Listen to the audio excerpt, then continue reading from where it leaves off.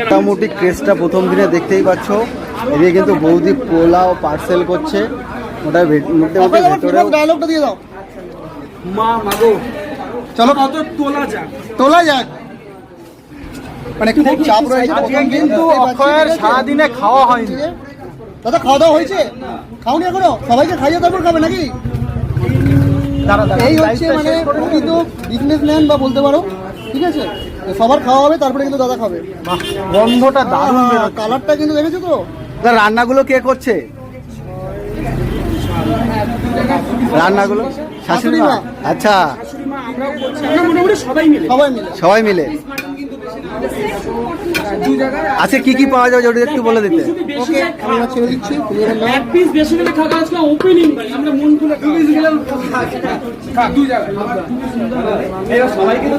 দাদা আজকে কি কি পাওয়া যাবে?